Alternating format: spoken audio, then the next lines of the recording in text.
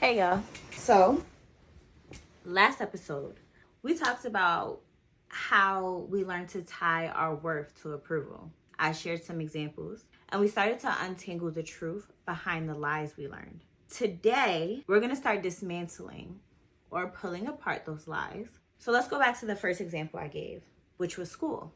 When we got good grades, that equaled intelligence, right? But let's be honest. What was actually being measured? Was it intelligence?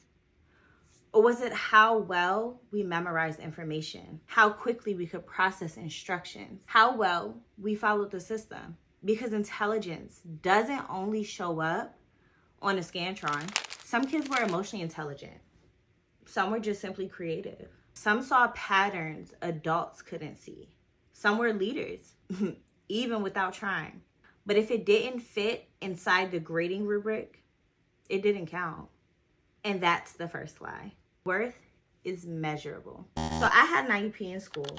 At the time, it was support. It was help. And I'm grateful for that.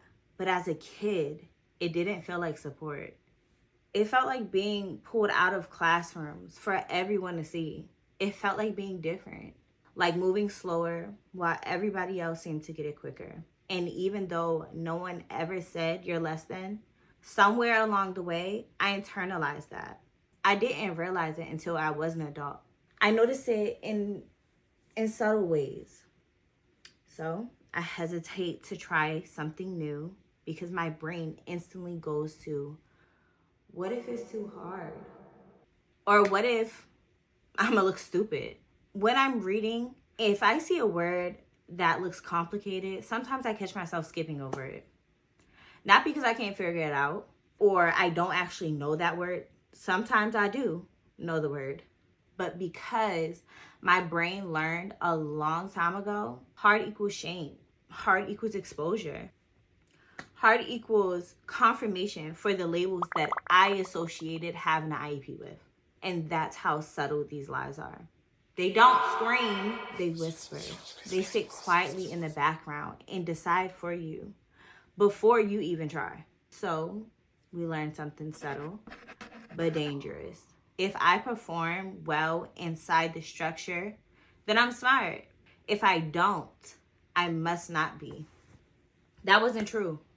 That was compatibility with the system. And the system prefers predictability. But predictability is not the same as value. So let me give you some examples so you know what I mean.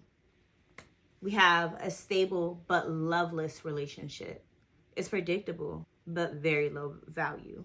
Starting a new career, there's high potential value but low predictability.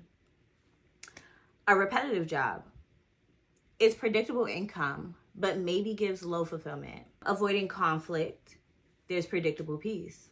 But having those hard conversations with people we love, there's an unpredictable outcome, but high relational values.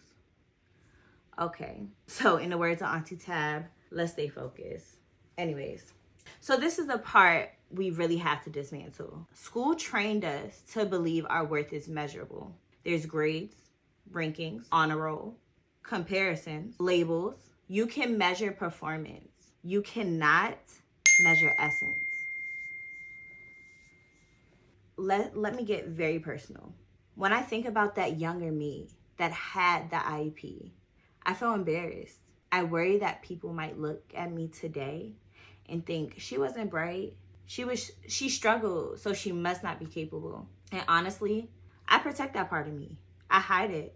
Sometimes I tell myself, I don't like to read, or I'm not interested in learning that.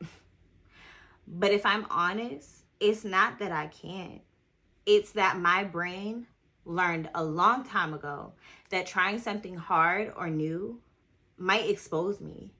That hard equals shame, which equals judgment. And here's the connection to adulthood. I overperform in areas that I know I can do, like work, relationships, leadership, anything I know I can excel at. Because excellent in these areas become proof that I am enough, that I am capable. It's a way to protect myself, to protect that old story, to make sure no one sees me as I feared they might. But I'm not here just to talk about myself. I'm here to provide you with the tools to help learn your worth. So I ask you these 2 questions. What labels, explicit or subtle, shaped how you see yourself? And where in your life do you find yourself overperforming to prove your worth? As always, take your time with these. Journal them. Sit with them. Talk to a trusted friend. Get your answers out and off of you. Remember, the goal isn't to fix everything at once.